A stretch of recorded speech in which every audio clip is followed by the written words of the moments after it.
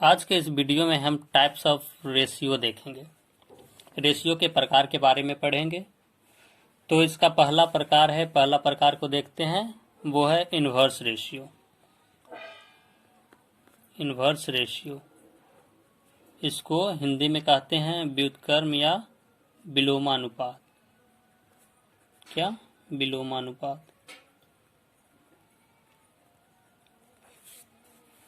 जैसे A अनुपात B और इसका इन्वर्स रेशियो, इसे IR शॉर्ट में लिख रहे हैं।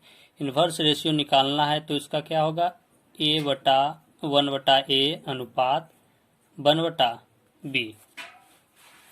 अब एग्जाम्पल से हम समझते हैं। जैसे फॉर एग्जाम्पल दिया है कि 2:3 है और इसका हमें कहे कि 2:3 का इन्वर्स रेशियो निकाल के दिखाओ। तो IR इन्वर्स रेशियो क्या हो जाएगा, 1/2 अनुपात 1/3 हो जाएगा। लेकिन जैसा कि हम जानते हैं कि रेशियो जो होता है वो भिन्न में नहीं होता है। रेशियो कभी भी भिन्न में नहीं होता है। इसलिए क्या करना होगा, 2 और 3 का क्या हो जाएगा, एलसीएम निकाल देंगे। तो क्या हो जाएगा, 2 3 का एलसीएम 6 हो जाएगा। यानी कि A अनुपात B अब निकालना है तो 1/2 गुने 6 अनुपात 1/3 गुने 6, यानी कि A अनुपात B कितना निकला, 3:2। 3:2 हो गया।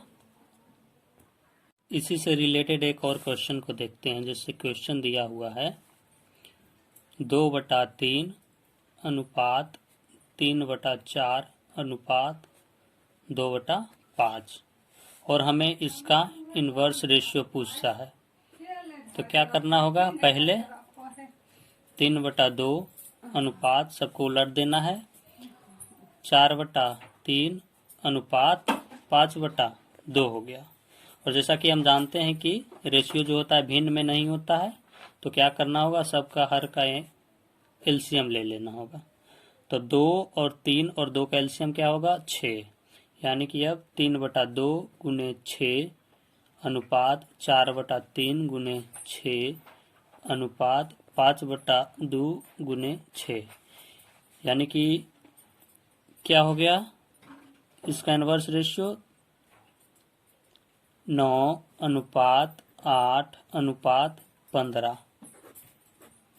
निकल गया, 15 हो गया। एक और क्वेश्चन को इसी से रिलेटेड देख लेते हैं। जैसे क्वेश्चन दिया हुआ है 2:3:4:5 और इसका हमें इन्वर्स रेशियो पूछ रहा है।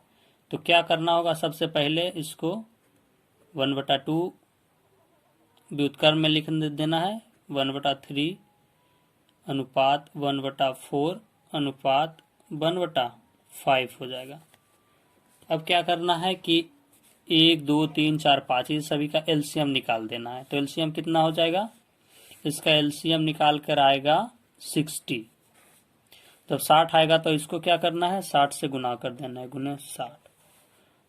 तो क्या निकल के आएगा इन्वर्स रेशियो, ये 60 है तो ये 30 अनुपात 20 अनुपात 15 अनुपात 12, ये इन्वर्स रेशियो निकल के आ जाएगा। और एक नोट में देखते हैं कि अगर दो संख्याएं बराबर हो तो अनुपात इंटरचेंज होता है। क्या होता है, अनुपात इंटरचेंज होता है। जैसे देख लेते हैं 3A बराबर 7B अगर है तो इसका A अनुपात B अगर पूछे तो क्या होगा, A का हो जाएगा B वाला, यानी B में कितना है 7 हो जाएगा, अनुपात A हो जाएगा B का 3, 7 अनुपात 3 हो जाएगा। जैसे दिया है 4x बराबर 5y, तो x अनुपात y का पूछेगा रेशियो, तो y के साथ जो 5 है वो हो जाएगा x का, यानी कि 5:4 ऐसे हो जाएगा। या फिर इसको एलसीएम के रूप से देखेंगे तो 3 और 7 का एलसीएम क्या हो जाएगा, एलसीएम हो जाएगा 21, यानी कि 21, तो फिर हो जाएगा 7 21 और 3 3 7 21 हो जाएगा और 7 21 हो जाएगा। अब दूसरा इसका प्रकार को देखते हैं। दूसरा प्रकार का नाम है कंपाउंड रेशियो। इसे हिंदी में कहते हैं मिश्र अनुपात या जटिल अनुपात। तो पहले कंपाउंड रेशियो क्या होता है? ये होता है सभी राशियों का एक साथ गुना करना ही क्या कंपाउंड रेशियो कहलाता है। जैसे देख लेते हैं, ए अनुपात बी रेशियो दिया हुआ है, सी अनुपात डी दिया हुआ है और ई अनुपात एफ दिया हुआ है। और इसका हमें कंपाउंड रेशियो अगर पूछता है तो क्या होगा? ए बटा बी गुने सी बटा डी गुने ई बटा एफ, ये इसका कंपाउंड रेशियो होगा। या फिर इसे कहते हैं कि दिए हुए सभी अनुपातों के पूर्व पदों का गुणनफल बटा अंतिम पदों का गुणनफल हो गया। फॉर एग्जाम्पल देखते हैं हम, जिससे इससे एग्जाम्पल रिलेटेड देखते हैं। इसे 2:3 दिया हुआ है, दूसरा 4:5 दिया हुआ है और 6:7 दिया हुआ है। और इसका हमें कंपाउंड रेशियो पूछ रहा है, तो क्या हो जाएगा? 2/3 गुने 4/5 गुने 6/7। कोई कट रहा है, जैसे 3 से 6 2 मरते कट रहा है, यानी कि 4 दूनी 8 8 दूनी 16/7/35 हो गया। यानी कि कंपाउंड रेशियो क्या हुआ? 16:35। एक और देख लेते हैं क्वेश्चन को। जैसे दिया है 4:5, 2:3 और 6:2, और इसका कंपाउंड रेशियो पूछेगा तो क्या हो जाएगा?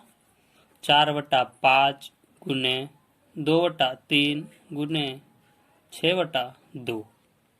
कोई कट रहा है, 2 से 6 कट गया, 3 मरते, 3 से 3 कट गया, यानी कि हो गया 4 दूनी 8, बट्टा में क्या बचा? 5, यानी कि क्या रेशियो हो जाएगा इसका कंपाउंड रेशियो? 8:5। रेशियो के तीसरे प्रकार को देखते हैं, और तीसरा प्रकार का नाम है duplicate ratio, DUPLICATE, duplicate ratio. इसको हिंदी में कहते हैं वर्गानुपात, यानी इसका वर्ग करना है। जैसे दिया है A/B, A अनुपात B का अगर डुप्लीकेट रेशियो पूछे तो क्या हो जाएगा? A²/B²। फॉर एग्जाम्पल देख लेते हैं, जैसे 3:5 का हमें डुप्लीकेट रेशियो पूछ रहा है, तो क्या हो जाएगा? 3 का स्क्वायर अनुपात 5 का स्क्वायर, यानी कि क्या हो जाएगा? 3 तिया 9:25, ये हो जाएगा इसका डुप्लीकेट रेशियो। फॉर एग्जाम्पल एक और देख लेते हैं, जैसे 4:6 का डुप्लीकेट रेशियो पूछता है, तो क्या करना है? स्क्वायर कर देना है, 4 के स्क्वायर अनुपात 6 का स्क्वायर, यानी कि 4 चौक 16 अनुपात 6 छक 36। का चौथा प्रकार का नाम है triplicate ratio, TRIPLICATE, triplicate ratio. इसको हिंदी में कहते हैं घनानुपात। जैसे इसका नाम से ही पता चल रहा है, घन। A/B का अगर ट्रिप्लिकेट रेशियो पूछे तो क्या करना है? A का Q अनुपात B का Q, यानी कि घन कर देना है। जैसे 2:3 का ट्रिप्लिकेट रेशियो पूछे तो 2 का Q अनुपात 3 का Q, यानी कि 2 का Q क्या हो जाएगा? 8:3 का हो जाएगा 27, यानी कि 2:3 का ट्रिप्लिकेट रेशियो क्या हो जाएगा? 27 हो जाएगा। दूसरा देख लेते हैं, जैसे पूछे 4:5 का ट्रिप्लिकेट रेशियो क्या होगा, तो 4 का Q हो जाएगा अनुपात 5 का Q, यानी कि 4 का Q 4 चौक 16, 16 चौका 64 अनुपात 5 का Q क्या हो जाएगा? 105। 25 हो जाएगा। रेशियो का अंतिम प्रकार 5वां जो है वो सब ट्रिप्लिकेट रेशियो है। सब TRIPLICATE सब ट्रिप्लिकेट रेशियो।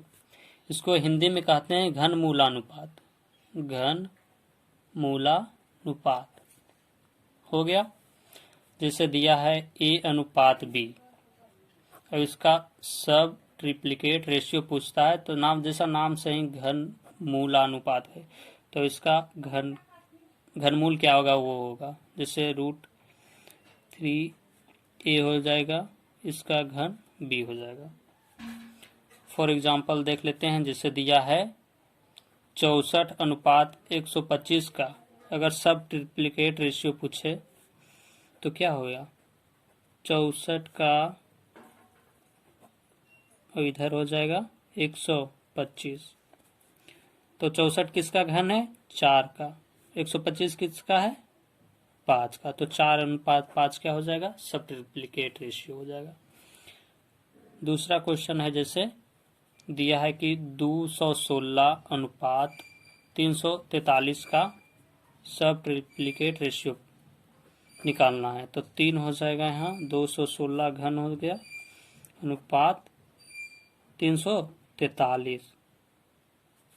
तो इसका क्या हो जाएगा, 6 का घन होता है 216 और 7 का 343 होता है, यानी कि 6:7 हो गया क्या, 216 और 343 का सब ट्रिप्लिकेट रेशियो।